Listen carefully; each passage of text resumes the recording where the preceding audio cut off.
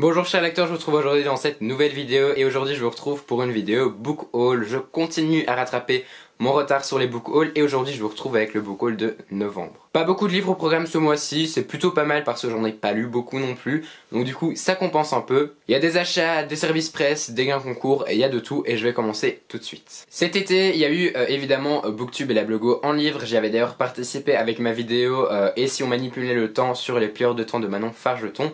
Et du coup j'ai participé également au grand concours qu'il y avait pour gagner plein de livres et j'ai eu la chance de pouvoir gagner cet ouvrage, à savoir Brexit Romance de Clémentine Beauvais publié chez Sarbacane. Clémentine Beauvais, je voulais la découvrir vraiment beaucoup parce que tout le monde dit du bien de cet auteur et je n'ai encore lu aucun livre d'elle. Du coup quand j'ai vu qu'il y avait la possibilité de gagner son nouvel ouvrage, je me suis dit allez, participe, ça coûte rien, au pire tu gagnes pas, tant pis, et au pire tu gagnes, ce sera génial. Et j'ai gagné. Je n'ai absolument aucune idée de ce que cette histoire raconte, si ce n'est que, comme le titre l'indique, on va plonger à mon avis au cœur d'une romance. Oui, c'est pas sorcier. Et aussi, à mon avis, il y a un peu d'Angleterre puisqu'on a Brexit dedans, donc du coup je me dis que ça pourrait être une romance à l'anglaise, je sais pas encore trop, mais connaissant Clémentine Beauvais, ça doit sûrement être très poétique et très bien écrit. J'ai vraiment hâte de le lire. La couverture est plutôt sympa, je vous la mets là-bas. Je n'ai pas lu le résumé, je ne compte pas le relire avant de me plonger dedans, c'est une petite bricasse, l'air de rien, mais il me fait vraiment très envie. Lorsque je suis allé dans ma ville, dans ma boutique d'occasion, j'ai remarqué qu'ils avaient ouvert une nouvelle enseigne, enfin un nouveau magasin de cette enseigne-là un petit peu plus loin, et je suis allé flâner et j'ai découvert plein de livres et je suis tombé sur le tome 5 d'Acom Association, là où les mots n'existent pas, d'Eric Lum, publié chez Folio Junior. Alors oui, vous devez savoir et vous doutez que je l'ai déjà, en fait je l'avais trouvé en grand format à pêle-mêle il y a un petit temps, un an je pense, même un an et demi en fait je remarque. Quand je l'ai vu qu'il était à 50%, donc le livre coûte déjà de base pas très cher, donc je pense que j'ai dû le payer 2 €, je me suis dit allez, les grands formats c'est sympa, mais vu que tu as tout le début de la collection en poche et que là il est à 2 € en très bon état, prends-le et comme ça tu l'auras en poche et tu pourras racheter la suite par après. Et ça si jamais, c'est une petite saga fantastique à partir de 8-9 ans je dirais, qui a été écrite à 4 mains au début par Pierre Bottero et Eric Lum. Je suis au tome 3, il faudrait que je lise le tome 4 très bientôt, ça fait partie des sagas qu'il faut que je continue en 2019. Mais en tout cas c'est une chouette saga 9-12 ans. Donc je vous la conseille vraiment beaucoup. L'achat incontournable de ce mois de novembre, il s'agissait de Gardien des Cités Perdues, le tome 7, Réminiscence, publié chez Lumen. Alors cette année, j'avoue que j'ai été un petit peu à la ramasse, j'ai pas du tout précommandé ce livre comme je fais d'habitude 4 mois à l'avance.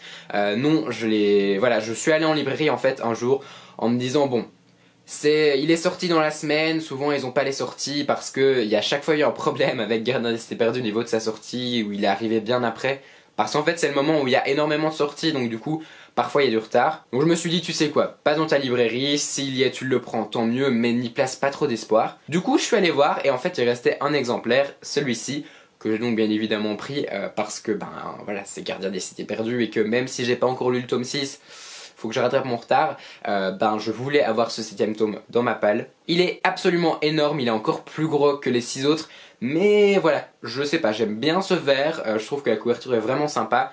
Évidemment j'ai pas lu le résumé pour ne pas me spoiler, mais ma maman et mon petit cousin l'ont déjà lu, et apparemment c'est plutôt sympa. Donc du coup j'ai hâte de lire le tome 6 et pouvoir enchaîner avec le tome 7. J'ai reçu également un service presse, ou plutôt un coffret pour présenter la rentrée littéraire d'hiver de la part de Nathan. Dans ce coffret il y avait un bic et un carnet rose qui sont donc du coup allés pour ma maman, mais il y avait aussi le livre Nos éclats de miroir de Florence Hinkel publié chez Nathan. Il s'agit d'épreuves non corrigées que j'ai reçues fin novembre puisque ce livre n'est à paraître que le 17 janvier, donc au moment où vous verrez cette vidéo je pense qu'on y sera à peu près. Je l'ai pas encore lu mais il me tente vraiment parce qu'en fait on est sur un espèce de journal intime, on va suivre une adolescente qui écrit à son journal et qui écrit à son journal un peu comme Anne Frank, donc elle appelle son journal Kitty, elle fait beaucoup de références à Anne Frank et vous savez que j'aime beaucoup tout ce qui se passe au niveau de la première et de la seconde guerre mondiale et qu'en plus l'année passée j'ai animé une exposition avec l'école sur Anne Frank, donc du coup ça m'intéresse énormément et quand j'ai reçu ce roman, j'étais vraiment super content parce que je m'y attendais vraiment pas. Je vais essayer de lire début janvier, même si je vous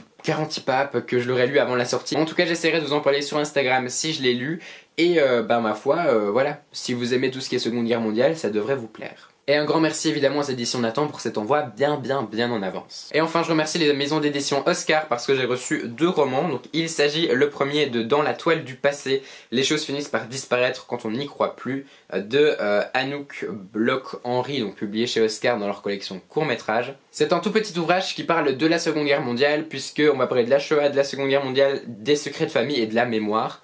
Quand je vois tous les mots-clés qu'ils associent à ce roman, ça me donne plutôt très envie. Comme d'habitude chez Oscar, c'est assez court puisque ça ne fait que... oui, voilà, ça fait à peine 80 pages. Je l'ai pas encore lu, mais il me fait très envie et donc il va peut-être y passer très bientôt. Et le deuxième, il s'appelle Oradour-sur-Glane ou Glane, un village si tranquille de Vanina Brière, donc publié toujours chez Oscar, mais cette fois-ci dans la collection Histoire et Société. Encore une fois, j'ai pas lu le résumé, mais la première phrase que je vois, c'est 10 juin 1944, donc on est en pleine guerre mondiale. Pourquoi pas un autre roman sur la Seconde Guerre mondiale? Je ne sais absolument pas du tout ce que ça raconte, mais ça pourrait être très intéressant. C'est encore très court donc ça va pas prendre énormément de temps à lire et ça m'intéresse plutôt beaucoup pour le coup. Voilà, c'est déjà la fin de ce book haul de novembre, j'espère que cette vidéo vous a plu. N'hésitez pas à me dire si vous avez reçu des cadeaux peut-être, si vous avez acheté et craqué sur des sorties de novembre comme Gardien des Cités Perdues par exemple. Si cette vidéo vous a plu, n'hésitez pas à mettre un petit pouce vers le haut et à vous abonner à la chaîne pour suivre toutes mes péripéties sur YouTube. Je vous souhaite d'excellentes lectures et je vous dis à très bientôt pour une prochaine vidéo.